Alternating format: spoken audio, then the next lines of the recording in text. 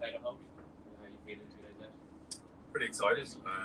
It's always nice when you get to the ground and get to see the stands and get out to the middle and kind of get used to the surroundings. So, yeah, we had an enjoyable summer last year. We were able to play in front of a few people, so even more expected next week. So the guys are really excited. I saw you were in Oak Hill the other day. This is the first session on the ground. Yeah, it is. We had 3 really good days at Oak Hill. Weather, played ball, and we had some good pitches to train on. So it was actually a really beneficial camp. So yeah, once you kind of move into Malahide and kind of see the surroundings and stuff, it does become a bit realer. So there's certainly a good buzz around the change room at the moment. How did you hear you had a chance to transparency and stuff? You got a fair idea of what you're expecting pitch-wise? I think so. I think we've played enough cricket here in both formats to understand what sort of pitch we get. It's usually pretty good, fairly true, and you get your kind of value for shots. So I don't really expect too much different. I'll probably have a good look tomorrow, kind of a day out, and have a better chat to Frosty. So yeah, I think we'll, all going well, we'll have a pretty good wicket. Look at what happened over in Amsterdam the last 2 days. Obviously, you're thinking it's more good than they did. A lot of people are saying, why the hell is Dutch preparing flat wickets, playing in England, and making it 500 try beat in their own game? You look at that, you're playing against a side like India. Those types of conversations you're having, are you going to try and play on wickets that might suit our bowlers more, or do you think we want to play as good wickets as possible? That's what we're going to get in Australia. I think we want to play in the best way as possible. Our players need to learn to play on good wickets because we're going to be touring the world and playing on good wickets. So we need to be better with our skills with ball and bat on good wickets. Certainly looking at the games in Amsterdam, they were flat wickets. We could have done with them last year when we were there. But certainly the game is evolving like that. The scores are getting bigger, and for us to compete with the top teams, we've got to catch them in that regard. So hopefully it's a kind of high scoring game, and we can do our best to try to get a win. Balance your squad suggests more team than still the attack or make this a lot more over. Yeah, Gareth is certainly an option. He's bowled a bit more in recent Interpol games and he's got some confidence under his belt. Andy McBride's the only spinner, so frontline off spinner, so he's certainly going to be our main spinner, and then probably predominantly seam. But certainly Gareth is an option. We haven't used him too much in international cricket recently, but he's starting to get a bit of confidence, and hopefully he can play a part with both bat and ball this weekend. Was the decision around Sydney difficult? Yeah, it was naturally just with everything. He's obviously itching to play against India. He played against them in 2018, I think, and he's been an integral part of the squad for the last kind of couple of years. And for him not to get selected, he was bitterly disappointed. Naturally, you want that from your players. I think he understood the reasoning behind it, but he's still disappointed, and that's fine. But he's still an integral part of this group, and 50 over cricket and T20 cricket. So he will be disappointed this weekend, but I'm sure he'll be looking to prove a point once he's given the opportunity. So yeah, just anything on what the reasoning was, what that conversation was like? I think the reasoning was we wanted one frontline off spinner in the group, and Andy McBride's form's been pretty good recently in the last number of weeks with both bat and ball. He got that nod, and it could have gone either way. The selectors obviously went with Andy, and I've got to fully back that, and I'm 100% behind that. But yeah, it is a tight call. It's only when you're picking one off spinner and there's 2 of them there, one of them could be disappointed. So this time it's Simeon, and hopefully he'll come back with a bit between the teeth. What was made decide yet Sunday? No, we have a fair idea of what we want to do. We'll probably finalise that tonight and get around the guys tomorrow and give them good sort of warning beforehand. But yeah, I've kind of idea of the 11 I want. Major names are missing from the Indian team. What do you make of this Indian team which is going to play against you? I think nowadays any Indian team you play are going to be a good team. It kind of shows the depth of Indian cricket that they can put out 2 teams. We couldn't do that. There's no way we could put out a test team and a T20 team at the same time. We just don't have the numbers for that. And with the IPL being so successful over a number of years, a lot of young guys are coming in and putting their name forward to get into that first 11 for India. And with the World Cup in October, there'll be a lot of guys looking for those places. So, we know it's going to be a good Indian team, and we're going to have to be at our best to try to force the result. And whether you're playing at home or away, playing against India, the atmosphere changes because of the spectator support. Is there a major difference for players from playing point of view? I think the intensity goes up. I think naturally the noise of it is incredible. You almost can't hear yourself think. I think there's 10 or 11,000 people going to be here on Sunday, and potentially 9,000 of them will be Indian supporters. And It's great. It's what you want to do. Growing up, you see these crowds. A few of our guys played in 2011 World Cup against India, so it was one of the most amazing atmospheres I've ever played in. So I think the guys are really excited to see the colour and see hear the noise of the game, and hopefully that kind of gives our guys a bit of extra confidence and belief once we get down to it on Sunday. Especially playing in a T20 match, there is hardly any chance to regroup yourself because this is a fast-moving game. I thought about that because this Indian team has got plenty of experience playing T20 cricket.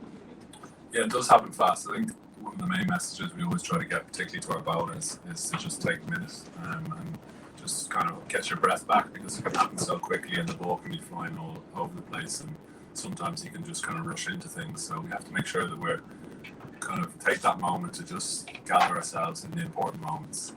But hopefully, I think we've had a lot of experience of playing top teams in 50 over cricket and T20 cricket, so it will be a bit of extra noise this Sunday, but hopefully the guys can enjoy that challenge. Andy, the way when we are playing against the big players, we're ready for that. But sometimes when they send the new players, we're not prepared for that. And a lot of times happen. These new players, they screw up. So, are you ready for that? Have you any homework with these new guys? They're coming. Yeah, I think the good thing about the IPL is that you get to see all these players pretty much every day. I mean, there's a game on every day when the IPL is on, so we have a lot of footage of these guys, with bowlers and batters. So there's plenty of homework being done. Scott Irvine, our performance analysis, has done a lot of work. So we have the tools there. It's all well and good having all the footage and stuff. We've got to go outside on Sunday and execute the skills. But certainly there'll be no kind of, the homework will be done before we go out on Sunday, 100%. So do you think spin will be your major weapon? They've got some brilliant spinners. I don't know if it'll be the biggest weapon. I hope not, because they've got some amazing spinners in their team. Someone like Chahal has been really successful for India and had really good IPL campaigns. So hopefully it doesn't play too big a part. I think spin did a bit of damage against us in 2018. So hopefully it's not the case this time. We have two really good games. Right. Have you something to lose? 2 games. I don't think we have that much to lose. I don't think anyone's giving us a chance. That sometimes plays into our hands a bit. I think 90% of the cricketing world would be, not more than that, would be expecting India to knock us over. But hopefully the guys kind of embrace the challenge, and I think there's more pressure on India. I think whenever they play, there's always pressure. There's guys playing for places for the World Cup, like I said, so there'll be pressure on them. We just want our guys to go out and enjoy the challenge and express themselves, because us winning or guys putting in performances, the knock-on effect that has for us is so important and so great for these players. So hopefully the guys do that on the weekend. Do you think it's not going to be the one-sided match? The last time we went through, so it was kind of one-sided match when the Indian players they just chased so quickly. So do you think it's going to be good cricket? Yes. Good. Right.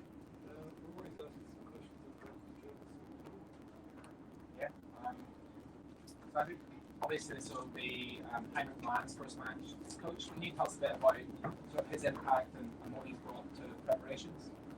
Yeah, he's been really kind of really impressive over the last week. He's obviously brought this new energy that I don't think we needed, but it's certainly given the guys a bit more of a kind of chest out approach to their training, and guys wanted to impress naturally because it's a new coach. Excuse me, but yeah, there's certainly been a good buzz around, and Heinrich said himself that he's not going to change anything in this week. He wants it to be a long-term project, and he has that fully in mind. And he's very good to work with. I've really enjoyed the week so far with him, and I hope that continues. Great. And it's been a week or so now since the announcement of the squad. Is everyone fit well? Yeah, everyone, as far as I know, is fit well. There was no kind of incidents today, even though there was balls flying all over the place. Nothing to report so far. And can you tell us a little bit about Paul Sterling's form? Obviously, he's a great time in the blast, and it must be a real boost to have him come back in a preparation as Yeah, it's always a boost to have him back. He's our best batter in all formats. He's so destructive at the top of the order. And for us to do well at this level, he's probably got the form. We know that. we're starting to get more performers coming into the squad, but certainly for us to do well in T20 cricket, he's probably got to do well as well, and we all know that. But his standards raise our standards, if that makes sense. So we're trying to aspire to be as good and consistent as he is, but he can't do all the work. We've got to make sure that other players put in performances to win games for Ireland. I know you mentioned you're going to sort of sit down and finalise the 11 tomorrow. Is there any kind of insight you can give us into the shape of the batting order and maybe your own position at the top? Yeah, well, I'm going to open certainly for the two games, and in the future it's something that I wanted to do since the World Cup. I think for my own game, and I think for the team's balance, it suits it better. In terms of the team and the setup, I don't really want to give too much away because we're still 2 days out. But certainly, yeah, I'll be starting up top. That's great. And I suppose, obviously, 4 years since India last toured. Where would you kind of position this Ireland team in 2022 versus where you were at in 2018? Yeah, it's personnel. It's certainly a bit different. It kind of feels like we're on a bit of I think the qualifiers was a kind of refresh period, certainly after the World Cup. We knew we had to change a couple of things, including myself going to the top of the order. We have a new coach in now, and with the World Cup in October, it's a nice cherry to have at the end of the season. We've got some amazing fixtures coming up in this format, but at the same time, we have a big goal of getting through that first stage of the World Cup, which we weren't able to do.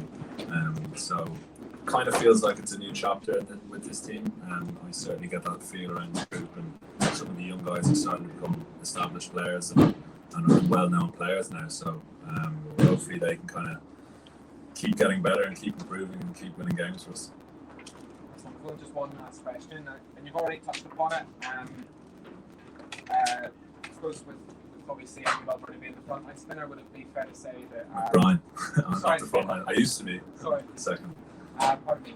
With Henrik Ryan as the first spinner, would we now rank Gavin Delaney as number 2? Certainly in the setup, he probably will be the second spinner.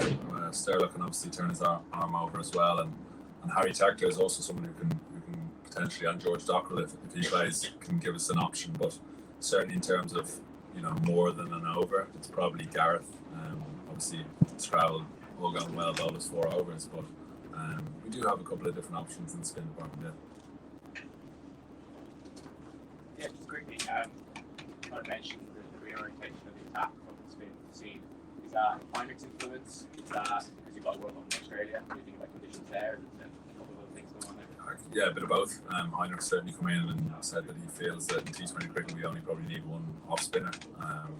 So that's something that we've taken on board, and certainly going to Australia, having played in Hobart where it didn't take much spin whatsoever, that is something we have to look at. We have to create a couple of points of difference with pace. We obviously don't have that many options in the leg spin department or left arm spin in terms of frontline spinners. So yeah, there's a bit of both in that, but I think Andy McBride's been playing some good cricket, so hopefully we can do that this weekend. I know you didn't, because you mentioned that obviously, I know you didn't maybe get the headlines for his bowling, but more for his batting. Did you watch the game over against Gloucester, and obviously Kent Gary and Gray, lots of runs and those guys? We're likely happy to see him It's really impressive, and just to be able to bat for a long period of time, having not done it at all. Obviously we don't have domestic 3-day cricket, and the best practice for these guys is to go out there and bat for a day or whatever it is. So yeah, we had Graham with us in October at the World Cup, and he was a really impressive cricketer, just all 3 facets of the game. And he's someone we're keeping our eye on. I don't think he's got a contract, but he'll certainly be around the group as someone who we think has a bit of a future in the game in Ireland.